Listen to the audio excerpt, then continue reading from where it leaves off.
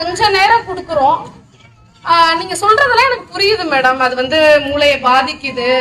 நார்மலா இருக்கக்கூடிய குழந்தைகள் மூளைக்கும் மொபைல் பார்த்து வீணா போகிற அடிக்ஷன் ஆன ஒரு குழந்தையுடைய மூளையுமே உருவ அமைப்புல நிறைய மாறுதல்கள் இருக்குன்றது வரைக்கும் இன்னைக்கு நிரூபிச்சிருக்காங்க. சோ எப்படிதான் அந்த அடிக்ஷனை நாங்க நிறுத்துறது மேடம் அப்படின்னா, எப்பயுமே குழந்தைகள்கிட்ட நம்ம ஒரு பிஹேவியர் வரணும்னு நம்ம எதிர்பார்க்கிறோம் அப்படின்னா அதை முதல்ல நம்ம வர வச்சுக்கணும். சோ ஃபார் சம் டிப்ஸ் நான் சொல்றேன். மொபைலை தவிர்க்கவே முடியல அப்படின்னா குழந்தைகள் இல்லாத நேரத்துல அந்த மொபைலை நீங்க பாருங்க. வீட்டுக்கு குழந்தைகள் வந்துட்டாங்கன்னா ஸ்ட்ரிக்டா 2 நாளைக்கு அழுவாங்க, 2 நாளைக்கு மூஞ்ச தூக்கி வச்சுப்பாங்க, 3 நாள் ஆகட்டும், 1 வாரம் ஆகட்டும், சாப்பிடலன்னா கூட பரவாயில்ல, அந்த ஹாபிச்சுவலுக்கு வந்துருவாங்க. நீங்க 1 வாரம் ட்ரை பண்ணுங்க. போன வச்சு பூட்டுங்க. இல்லைன்னா சிம் கார்டை எடுத்து நீங்க இந்த பழைய நோக்கியா மொபைல் விற்கும், சாம்சங் நோக்கியால சின்ன மொபைல் கிடைக்குது, உங்க சிம் கார்டை போட்டுக்கோங்க. வைஃபை ஆன் பண்ணி உங்களுக்கு யூசேஜுக்கு மட்டும் பசங்க இல்லாத நேரத்துல நீங்க யூடியூப் பாருங்க, இன்ஸ்டாகிராம், வேற வழியே கிடையாது. என்னுடைய குழந்தைகளுக்கு ட்ரை பண்ணி இப்ப 1 வருஷம் ஆகுது. பிள்ளைகள் மொபைல்ன்றதே கிடையாது. ஹோம்ஒர்க் வரைக்கும் நான் தான் பார்ப்பேன். குழந்தைகள் என்னுடைய நாலேஜ் இல்லாம என் மொபைல எடுக்க மாட்டாங்க. நான் வந்து மொத்தம் 2 மொபைல் வச்சிருக்கேன், லேப்டாப் யூஸ் பண்றேன். கேட்ஜெட் யூஸ் பண்ணாம என்னோட ஃபீல்டுக்கு நான் இருக்கவே முடியாது. பட் ஆனா என்னுடைய குழந்தைகள் யூஸ் பண்ணி கையில தோல் உரியிற அளவுக்கு ஆனாங்க. தோல் உறிஞ்சு போற அளவுக்கு ஹீட்ல கையிலயே மொபைல வச்சுட்டு, அப்போ நான் முடிவு பண்ண ஒரு விஷயத்தை தான் அப்ளை பண்ண சொல்றேன் உங்களையுமே. நான் ஒரு சின்ன மொபைல் வாங்கினேன், குழந்தைகள் இருக்கிற நேரத்துல யூஸ் பண்ண மாட்டேன். ஒரே ஒரு நாள் அட்வைஸ் பண்ணேன். திரும்ப அவங்க ஸ்கூல் விட்டு வந்து ஒரு 10 நிமிஷம் பார்த்தாதாமா எனக்கு ரிலாக்ஸா ஃபீல் ஆகுதுன்னாங்க. No no, not allowed. நீ தலைகீழ நின்னாலும், நீ அப்படியே வெறிச்சு செவுத்த பார்த்துட்டு இருந்தாலும் பரவாயில்ல. ஒரு பேரண்ட் குழந்தைய அழைச்சிட்டு வந்திருந்தாங்க, கவுன்சிலிங்காக அழைச்சிட்டு வந்திருந்தப்ப அவசரத்தை வெளியில வெயிட் பண்றா. அவளை பத்தி பேரண்ட்ட டிஸ்கஸ் பண்ணோம். டக்குன்னு அவகிட்ட என்னமா, பிள்ளை தனியா தானே உட்காந்துருக்கா, அப்பா பண்றாரு, தனியா தானே உட்காந்து மொபைல குடுத்துட்டு வந்துடுறேன் மேடம் அப்படின்ட்டு போறாரு. மொபைல் வச்சுட்டு உட்கார்ந்து இருக்கட்டும், நாங்க பேசிடுறோம். தனியா உட்கார்ந்து இருந்தா இப்ப என்ன, செவுத்த நம்மளாம் அப்படித்தானே இருந்தோம், ஓட்ட பார்த்துட்டு தானே உட்கார்ந்து இருந்தோம்.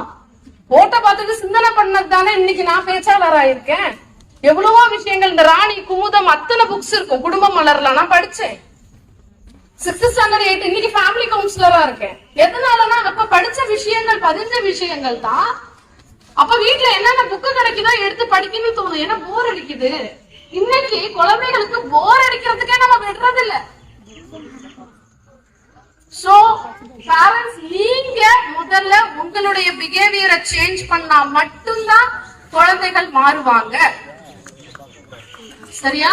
சோ நீங்க என்ன பண்றீங்க அப்படின்னா, மொபைல் யூசேஜ குறைச்சிருங்க. அப்படி அதே மாதிரி ஃபீல்டுல இருந்தீங்கன்னா குழந்தைகள் இருக்கிற நேரத்துல அவங்கள மட்டுமே போக்கஸ் பண்ணுங்க. வேற எதுவுமே வேணாம். குழந்தைகள் தவிர்த்த வாழ்க்கை கிடையாது. என்ன கேட்டீங்கன்னா அவங்கதான் வாழ்க்கை, ஃபர்ஸ்ட் பிரியாரிட்டி அவங்கதான். ஃபார் எக்ஸாம்பிள், நான் அவ்வளவு விஷயங்கள் இங்க சொல்லலாம். அதே மாதிரி இன்னொரு பழக்கம் என்ன இருக்கு அப்படின்னு பார்த்தா, பேரண்ட்ஸ் பண்ற தவறுகள் அப்படின்னு பார்த்தா, நான் ஃப்ரெண்டு மாதிரி வச்சிருந்தேன் என் பிள்ளைய. இன்னைக்கு வந்து அழறது. அமெரிக்கால படிக்க வச்சு அப்படி பண்ணிருக்காங்க. பிள்ளை என்ன பண்றானா, வீட்டுக்கே அழைச்சிட்டு வந்துட்டான் ஒரு பொண்ணை. அழைச்சிட்டு வந்துட்டு ஃப்ரெண்டு மாதிரி அம்மா பழகினதுனால கல்யாணம் பண்ணாமே நாங்க லிவிங் ரிலேஷன்ஷிப்ல இருக்கோம், நீ கண்டுக்காதன்றான். அவங்க அம்மா வந்து என்கிட்ட கதறாங்க, ஃப்ரெண்டு மாதிரி அவனை வளர்த்தவன், நீங்க ஃப்ரெண்டு மாதிரி ஏவங்க வளர்த்தீங்க? பேரண்டா இருங்க, கண்டிப்போட இருங்கன்னு சொல்றேன் நான். பேரண்ட் ஃப்ரெண்டா இருக்கணும்னு அவசியம் கிடையாது. அந்த வார்த்தையை முதல்ல தூக்கி போடுங்க. நம்ம பேரண்ட் ஃப்ரெண்டா இருந்தாங்களா நம்ம கிட்ட? அம்மா அப்பா கிட்ட இந்த விஷயத்தை தான் அவன் எல்லாத்தையும் நல்லது கிட்டது கத்துக்கிட்டோம், எல்லாத்தையும் நம்ம கிட்ட ஷேர் பண்ணணும்ன்ற எல்லாத்தையுமே அம்மா கண்டுக்க மாட்டாங்க. அம்மா வந்து க்ளோஸா இருப்பாங்க, அம்மாட்ட இந்த விஷயம் எல்லாம் பேச முடியும் அப்படின்றதும் அவன் டீசெண்டா தான் புரிஞ்சுக்கணும், டீசெண்டா தான் நம்ம கிட்ட கன்வே பண்ணணும். ஒரு ஸ்டெப் ஸ்பேஸ் இருக்கணும். அம்மாவுக்கு பிள்ளைக்கு இருக்கணும், அப்பாவுக்கு பிள்ளைக்கு இருக்கணும், ஒரு பயம் இருக்கணும். அப்பதான் எங்க அம்மா அப்பாவுக்கு இந்த விஷயங்கள் பிடிக்காது அப்படின்ற அந்த ஸ்பேஸ நீங்க மெயின்டைன் பண்ணிட்டு தான் ஆக வேண்டும். சரியா? சோ இந்த 2 முக்கியமான டிப்ஸ் நான் சொல்லியிருக்கேன். இந்த கேட்ஜெட்ஸ நீங்க டோட்டலா விடுறதுக்கும், அண்ட் பேரண்ட்ஸ் இந்த மார்னிங் நீங்க ஸ்கூலுக்கு கிளப்பும் பொழுது படுற அவஸ்தை வந்து விவரிக்க முடியாத வரிகள். சரியா?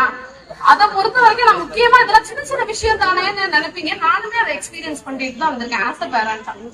சோ குழந்தைகள் நீங்க மார்னிங் சீக்கிரம் அப்படியே டென்ஷன் ஆகி கிளப்பும் போது பயங்கர ஃப்ரஸ்ட்ரேஷன். அதுல அம்மா தான் பக்கா வீக்ல இருப்பீங்க. பக்கா வீக்ல ஆரம்பிக்கிறதுல இருந்து பாத்தீங்கன்னா ஸ்கூல் கிளம்பி அந்த கேட்டை க்ளோஸ் பண்ற வரைக்கும் அப்படி ஒரு காஞ்சனா லெவல்ல இருப்பீங்க. பட் ஆனா குழந்தைகள் பாத்திருக்கீங்களா, ஸ்கூல் கேட்ல இருந்து போகும்போது கூட இப்படி ரிலாக்ஸா போவாங்க. நீங்க ஹைப்பர் டென்ஷன்ல இருப்பீங்க, பட் அவங்க அவ்வளவு ரிலாக்ஸா இருப்பாங்க. ஏன், என்ன காரணம்னு நினைக்கிறீங்க? நீங்க ரொம்ப ஹைப்பரா பசங்களை கிளப்புவீங்க, ஆனா அவங்க ரொம்ப ரிலாக்ஸா போவாங்க. ஸ்கூலுக்கு கிளம்புவாங்க, கிளம்புறதுமே ரிலாக்ஸா கிளம்புவாங்க. நீங்க தான் புஷ் பண்ணணும். எதனால அப்படி பண்றாங்க?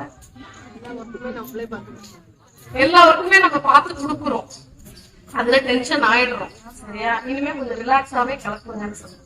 ஏன் அப்படி பண்றாங்க தெரியுமா? எப்படி நம்ம அம்மா அந்த டயத்துக்கு நம்மள கிளப்பி வெளில அனுப்பிடுவாங்க. அந்த கான்பிடன்ட் அவங்களுக்கு வந்துருச்சு, நம்ம தான் அதை கிரியேட் பண்ணோம். ஆனா அவங்களே எந்திரிச்சு அவங்களுக்கு அந்த ரிஸ்க் வரணும் அப்படின்னா நீங்க ஸ்லோவாகணும். 2 நாள் ஸ்கூலுக்கு லேட்டா வரட்டும், வெளியில நிக்கட்டும், எக்ஸ்பீரியன்ஸ் பண்ணட்டும். எல்லாத்தையுமே எக்ஸ்பீரியன்ஸ் பண்ண விடுங்க. பர்ஃபெக்ஷனா எதிர்பார்க்காதீங்க. முதல்ல அன்பர்ஃபெக்ஷனா ஆகட்டும், அதை அனுபவிக்கட்டும், அவமானப்படட்டும், திருப்பி அந்த புத்தி வரட்டும். நம்மளாம் அப்படித்தானே பண்றோம். எத்தனை நாள் பஸ்ல ஏறி அங்க மோதி இங்க இடிப்பட்டு ஸ்கூல் கேட்ல போய் நின்று ஹெச்எம்கிட்ட திட்டு வாங்கி கெட்ட வார்த்தைகள்லாம் திட்டு வாங்கிருப்போம். நீங்க யாரையும் ஸ்டூடெண்ட்ஸ் அந்த மாதிரி டீச்சர்ஸ் திட்ட முடியாது. நம்ம வாங்கி கிளீனிங் பனிஷ்மெண்ட், வெளியில தரையில மண்ணுல உட்கார வைப்பாங்க, நீ லேட்டா தானே வந்தது. சோ அந்த பனிஷ்மெண்ட் நமக்கு ஒரு ஒழுக்கத்தை கற்றுக் கொடுத்தது இல்ல, அது நம்மளுமே பண்ணுவோமே. கொஞ்சம் 2 நாள் வெயிட் பண்ணுங்க, எதுவுமே தலைமுறைக்கு போறதே கிடையாது. சோ இது ஒரு டிப்ஸ்.